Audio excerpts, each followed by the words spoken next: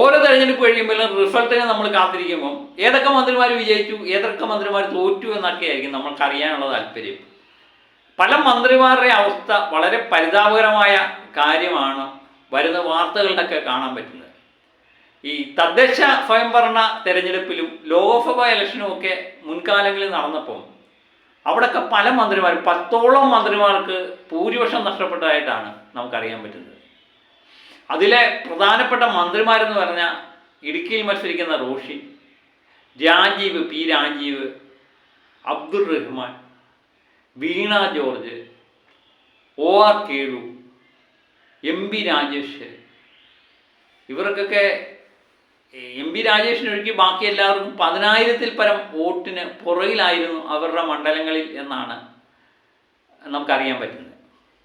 അതുപോലെ MP രാജേഷ് 6,000 വോട്ടിനും, കടന്നപ്പള്ളി രാമചന്ദ്രൻ 8,000 വോട്ടിനും, ശിവൻകുട്ടി NDയേക്കാൾ 5,000 വോട്ടിനും, ഗണേഷ് കുമാറും മന്ത്രി വാസവനും ഒക്കെ 10,000-ഉം 1,000-ഉം 2,000 വോട്ടിനുമൊക്കെ അവരവരുടേതായ മണ്ഡലങ്ങളിൽ പുറകിലായിരുന്നു തദ്ദേശ സ്വയംഭരണ തെരഞ്ഞെടുപ്പ്. അതുകൊണ്ടാണ് ഇവർക്ക് വളരെ ക്രൂഷ്യലായിട്ട് നിൽക്കുന്നത്. ഇതിലെ നമ്മുടെ റോഷിയുടെ കാര്യം തന്നെ നമുക്കറിയാം. റോഷിക്ക് കേരള കോൺഗ്രസ് എമ്മിൽ തന്നെ ഒത്തിരി എതിർപ്പുകളുണ്ട്. ഇടതുപക്ഷത്തിൻ്റെ ഒരു പ്രസ്റ്റീജ് ഇഷ്യൂ ആണ് റോഷി എങ്ങനെങ്കിലും ജയിപ്പിച്ചു കൊണ്ടുവരിക എന്നുള്ളത്. അതിനൊരു കാരണം എന്ന് പറയുന്നത് കേരള കോൺഗ്രസ് എം തെരഞ്ഞെടുപ്പിന് മുമ്പായിട്ട് UDFിലേക്ക് വരാനുള്ള ഒരു നീക്കുപോക്കുകളൊക്കെ ഉണ്ടാക്കി. പക്ഷെ അത് തുരങ്കം വെച്ചത് റോഷിയാണ് എന്നുള്ള ഒരു പേരുദോഷം റോഷിക്കുണ്ട്. റോഷി എങ്ങനെയും തോൽപ്പിക്കുക എന്നുള്ളത് UDFിൻ്റെയും, റോഷി എങ്ങനെയെങ്കിലും ജയിപ്പിച്ചെടുക്കുക എന്നുള്ളത് ഇടതുപക്ഷത്തിൻ്റെ ഒരു പ്രസ്റ്റീജ് ഇഷ്യൂ ആയി മാറിയിരിക്കുന്നു. അവിടെ റോഷി തോക്കാനുള്ള സാധ്യതയാണ് പുറത്തു വരുന്ന വാർത്തകളിൽ നിന്ന് നമുക്ക് മനസ്സിലാകുന്നത്. പിന്നെ P രാജീവ്, എനിക്ക് തോന്നുന്നു പിണറായി വിജയൻ മന്ത്രിസഭയിലെ ഒരു മികച്ച മന്ത്രിയായിരുന്നു P രാജീവ്. വലിയ ദോഷമൊന്നും പറയാൻ പറ്റാത്തൊരു മന്ത്രിയായിരുന്നു. പക്ഷേ കളമശ്ശേരിയിൽ ഈ പ്രാവശ്യം P രാജീവ് തോക്കും എന്നാണ് വാർത്തകളൊക്കെ പുറത്തു വരുന്നത്. പിന്നെ അബ്ദുൾ റഹ്മാൻ കായിക മന്ത്രിയായിരുന്നു. മെസ്സിയെ പറ്റിയാണ് ഓർമ്മ വരുന്നത്. മെസ്സിയെ കൊണ്ടുവരും എന്ന് പറഞ്ഞ മെസ്സി ഒട്ടും അവസാനം മെസ്സി നമ്മളെ പറ്റിച്ചു ആശാനെ എന്ന് പറയുന്ന അവസ്ഥയായിരുന്നു. അദ്ദേഹം താനൂരിൽ നിന്ന് മത്സരിക്കാൻ വേണ്ടി ആണ് പാർട്ടി പറഞ്ഞത്. പക്ഷെ അത് അദ്ദേഹത്തിന് സമ്മതമല്ലായിരുന്നു. അവിടെ തോക്കുമെന്ന് അറിഞ്ഞതുകൊണ്ടാണ് മണ്ഡലം മാറിയൊക്കെ മത്സരിച്ചത്. അവിടെയും തോക്കാനുള്ള സാധ്യതയാണ് തെളിഞ്ഞു വരുന്നത്. പിന്നെ OR കേളു, മാനന്തവാടിയിൽ നിന്ന് മത്സരിക്കുന്ന OR കേളു ഈ പ്രാവശ്യം തോറ്റുപോകും എന്നുള്ള വാർത്തകളാണ് പുറത്തു വരുന്നത്. പിന്നെ MP രാജേഷ്, തൃത്താലയിൽ നിന്ന് മത്സരിക്കുന്ന MP രാജേഷും ഈ പ്രാവശ്യം ബലറാമിൻ്റെ അടുത്ത് ഒരു പ്രശ്നത്തിൽ നിൽക്കുന്നതായിട്ടാണ് വാർത്തകൾ പുറത്തു വരുന്നത്.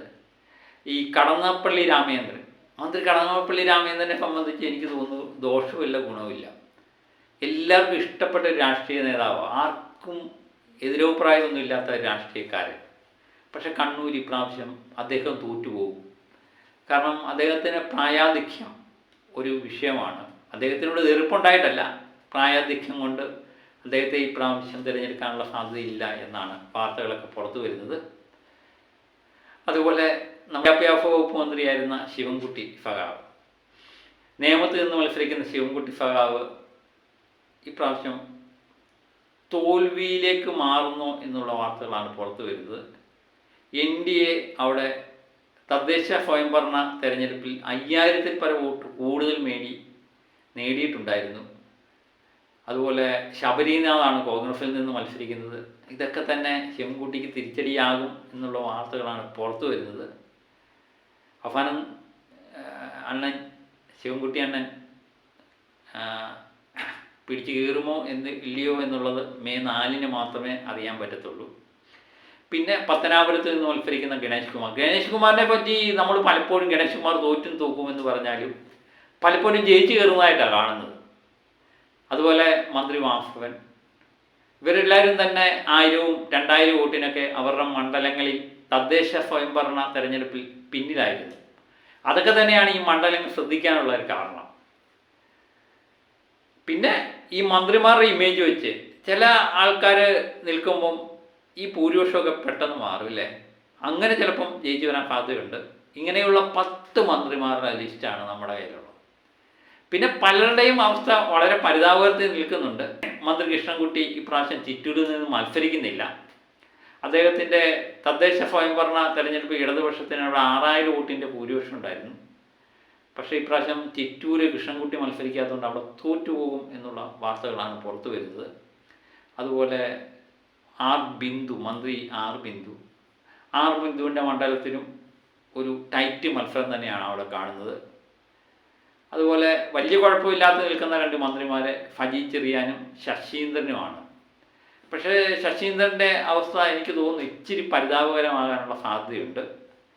തദ്ദേശ സ്വയംഭരണ തെരഞ്ഞെടുപ്പിൽ എവിടെയൊക്കെ മണ്ഡലങ്ങളിൽ 5000-ൽ പരം വോട്ടിന് അവർ മുമ്പിലായിരുന്നു എങ്കിലും ശശീന്ദ്രൻ്റെ കാര്യം ഇച്ചിരി തതയുകയായിട്ട് മാറും. ഫജി ചെറിയാൻ ജയിച്ചു വരാനാണ് സാധ്യത. പിന്നെ കെ രാജനും ചിഞ്ചുറാണി റിയാസ്. തദ്ദേശ സ്വയംഭരണ തെരഞ്ഞെടുപ്പിൽ ഇവരുടെ മണ്ഡലങ്ങളിൽ ഇവർക്കൊക്കെ 2000-ന് താഴെയുള്ളായിരുന്നു ഭൂരിപക്ഷം. പക്ഷേ മന്ത്രിയുടെ ഇമേജ് വെച്ച് ഇവരെല്ലാവരും ജയിച്ചു വരുമോ എന്നുള്ളതാണ് നമ്മൾ നോക്കാനുള്ളത്. റിയാസിനെതിരെ മത്സരിക്കുന്ന അൻവറാണ്. ടൈറ്റ് മത്സരമാണ്. അതുപോലെ ചിഞ്ചുറാണി ഈ പ്രാവശ്യം തോറ്റുപോകും എന്നാണ് എൻ്റെ മനസ്സ് പറയുന്നത്. അതിനി കണ്ടു തന്നെ അറിയണം. പക്ഷേ പിണറായി വിജയൻ മന്ത്രിസഭയിലെ ഭൂരിപക്ഷം നേടിയ തദ്ദേശ സ്വയംഭരണ തെരഞ്ഞെടുപ്പിൽ ഒരു UDF തരംഗം ആഞ്ഞടിച്ചപ്പോഴും പിടിച്ചു നിന്ന ചില മന്ത്രിമാരുണ്ട്. ഒന്ന്, മുഖ്യമന്ത്രി പിണറായി വിജയൻ്റെ മണ്ഡലം ധർമ്മടത്തിൽ അദ്ദേഹത്തിന് 10000-ൽ പരം വോട്ടിന് ലീഡുണ്ടായിരുന്നു തദ്ദേശ സ്വയംഭരണ തെരഞ്ഞെടുപ്പിൽ. അതുപോലെ GR അനിലിൻ്റെ മണ്ഡലത്തിൽ 13000-ൽ പരം വോട്ടിന് ലീഡുണ്ടായിരുന്നു LDF-ന്. കൃഷി വകുപ്പ് മന്ത്രി പ്രസാദിന് 12000-ൽ പരം വോട്ടിന് ലീഡുണ്ടായിരുന്നു. പിന്നെ KM ബാലഗോപാലിന് 10000-ൽ പരം വോട്ടിന് ലീഡുണ്ടായിരുന്നു. പക്ഷേ ബാലഗോപാലിൻ്റെ അവസ്ഥയും വളരെ പരിതാപകരമായിട്ടാണ് പുറത്തു വരുന്ന വാർത്തകൾ. ഐഷ്യാപൂറ്റി മത്സരിക്കുന്നതുകൊണ്ട് ബാലഗോപാൽ ഇച്ചിരി ടൈറ്റ് മത്സരം നേരിടുന്നു എന്നുള്ളതാണ്. അപ്പോൾ കൃത്യമായിട്ടൊരു തരംഗം ആഞ്ഞടിക്കുകയാണെങ്കിൽ ഏകദേശം 15ഓളം മന്ത്രിമാർ, ഈ മന്ത്രിസഭയിലെ 15ഓളം മന്ത്രിമാർ തോക്കാനുള്ള സാധ്യത കാണുന്നുണ്ട്. ഏതായാലും എല്ലാം മെയ് 7-ന് അറിയാം. നിങ്ങളുടെയൊക്കെ അഭിപ്രായം എന്താണെന്നുള്ളത് കമൻ്റായിട്ട് എഴുതുമല്ലോ.